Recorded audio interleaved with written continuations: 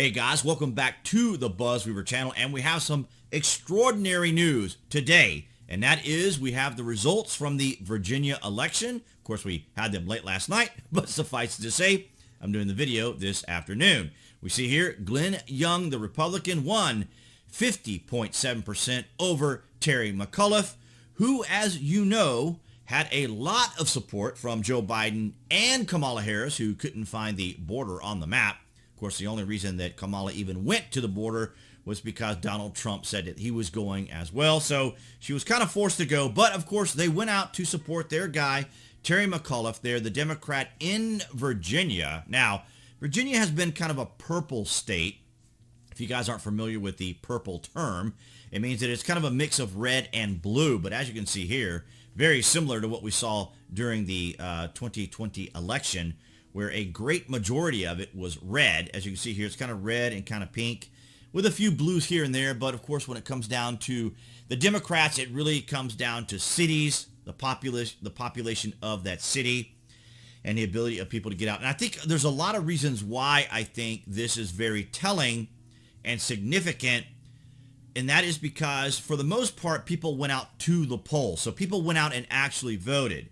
I don't know what the differences are in comparison to, say, who voted by mail and who went to the polls. But I'm going to assume, as I can see from everything that I have seen and read, most people went to the polls. So this is a perfect example of why the Democrats were in 2019 changing the mail-in ballot laws, because they wanted to get as many people to vote as possible. Because, of course, going to the poll requires that you make a actual effort, right? And so the Democrats wanted to take all of that out of the way, all that sense of having the sense of responsibility to be accountable for yourself, get dressed, get in your vehicle, however you get around your town, and go vote, right? They wanted people to just have a mail-in ballot, right? A publisher's clearinghouse ability on-demand voting system to be able to get as many people as possible, if not also for maybe some young adults who may be at home and their parents encouraging them to fill out their application. Of course, we know there's canvassers that went out to ensure that people, wink, wink, filled out their applications correctly. So as we can see here, the results are very clear.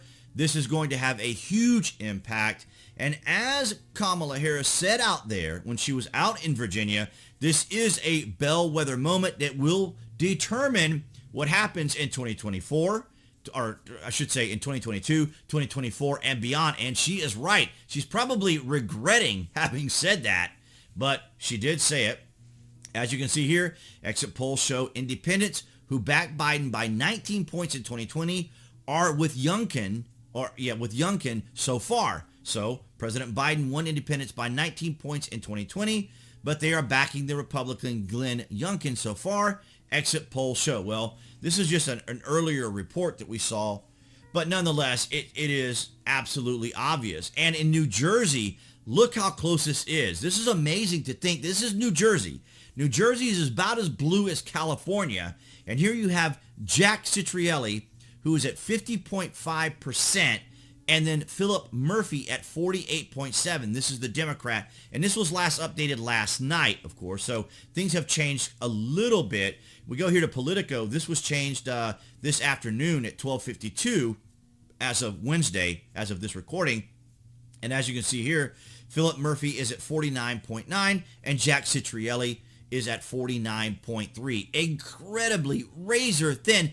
This has got to be setting the Democrats, causing a tremendous amount of panic within the Democratic Party. I mean, their gut has got to be rumbling. They have got to be fidgeting. They have got to be twitching. Their eyes, their ears, everything has got to be twitching right now, because this is almost unheard of in New Jersey. This is almost as unheard of to them as President Trump winning in 2016. This is just amazing. And ironically enough, because I've had such a busy week this week, this is actually the first time that I've actually been able to even sit down at my computer to produce content, as I've been dealing with things here in my home because of just some things that came up. I've had to deal with it, so I've not had a chance to even really do much in social media, much less record. This is huge news, guys. I can't even begin to emphasize how important, how significant this is. And we go over here to Twitter, and last night, boy, the crying was just amazing here as they were, giving the projections for Glenn Youngkin and then the final results. And boy, there was a lot of people very, very, very concerned here. You can see ABC News, Republican Glenn Youngkin, and then, of course, just more Youngkin becomes the first Republican to win statewide office in Virginia since 2009. So there you have. This is huge. I mean, just gigantic. And then, of course, they have to throw in some Democrats here and there to kind of soften the blow for all the Democrats who had a huge loss. And, of course, we are going to talk just briefly about voters in Minnesota rejected a ballot measure that would have replaced the police department in the city charter with a new Department of Public Safety. That would have been devastating. I mean, I think people, everyday grassroots people, understand that they need the police and that the woke left, the cancel culture, the outrage mob, they may be on social media. They may have raised and platform voices given to them by the mainstream media. But when it comes down to the people, when it comes down to door-to-door things that are affecting people's lives, they're going to speak up and they're going to speak out. And that's exactly what they did in Minnesota.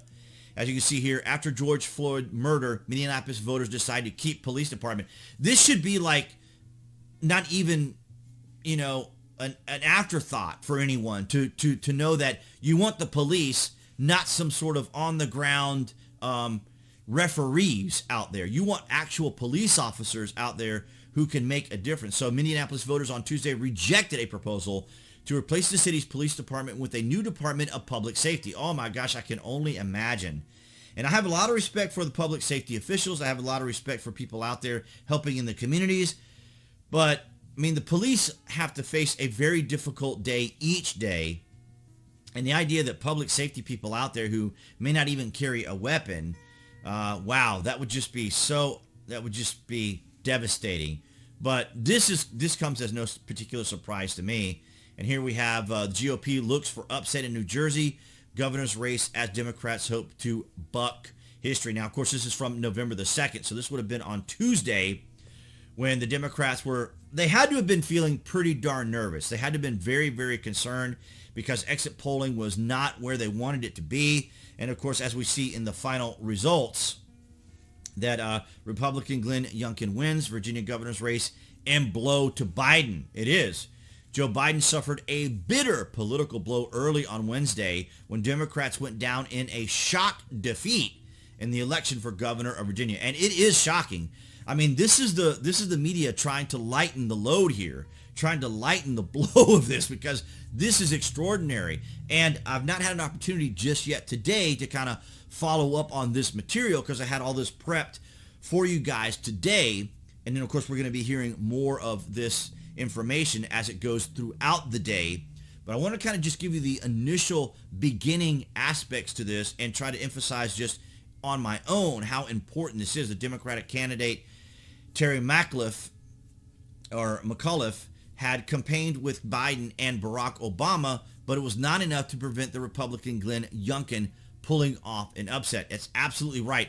Now, I have to go back and reiterate here. Not only was it Kamala Harris and Biden, but also Obama was there. This is how desperate they were. This is very similar to when Michelle came out and said, vote as though your life depended on it. So Terry McAuliffe is going to, wow. I mean, there was a lot of things that ended up happening, and we didn't talk about this, about the whole the involvement with the Tiki protesters out there to talk about, like, the particular group that I can't mention by name. They had to stage all that stuff. So when the Democrats can't find an outrage, they have to stage it themselves. But I can't emphasize enough how much of a blow this is to the Democrats. This has got to be very, very concerning. They have got to be extraordinarily nervous going into 2022.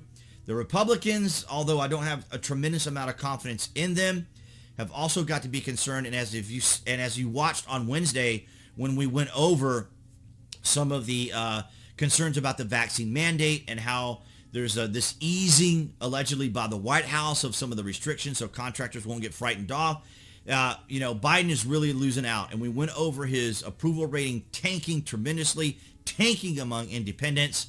And with this information today, with the Virginia elections, and then, of course, we're still waiting on the results in New Jersey, which I think is still extraordinarily too close, no call. New Jersey governor race is a virtually even election. So here's what's next for Murphy and Citrielli. And that is, of course, those remain the count in razor-thin race. The tightest New Jersey governor's race ever came down to 1,797 votes. Wow, that is extraordinary. Remember, we talked about how even the smallest amount of numbers, like here in Georgia, the difference between President Trump and Joe Biden, I think, was around 1,200 votes. So that's tremendous. That is so important. And again, I want to emphasize, I think a lot of it has to go back to the polls. People went out to the polls. And so this is why I continue to emphasize here, this is why it was so important for the Democrats to change the mail-in ballot laws so that we would have this publisher clearinghouse style voting system. And then, of course, the pandemic came along. And as Rahm Emanuel says, the Democrats should never let a crisis go to waste, and they didn't. So they used fear. They couldn't use it that much in the Virginia and New Jersey election because, of course, things are kind of, I guess, getting more normal as they could be. But this is so extraordinary. I wanted to bring this to you guys. And, of course, you can always let me know your thoughts down in the comments, what you've learned today, what you've heard today from those of you who are from New Jersey, maybe from Virginia. You guys are welcome to let me know how things are unfolding there. And, of course, I will keep an eye on this my own self today because I'm going to be very interested to see how the media is trying to play this off. And that's what I had for you guys today on Wednesday, November the 3rd, here on the BuzWeaver channel. And, of course, I want to thank all of you guys from New Tech for the follows. You guys have been amazing. And, of course, all of you here on YouTube, that would be the channel icon appearing right there on the screen to subscribe. You can click on that, of course, to actually subscribe, as well as notifications. That way we know when there's content here on the channel. And I will see you guys in the Friday vlog.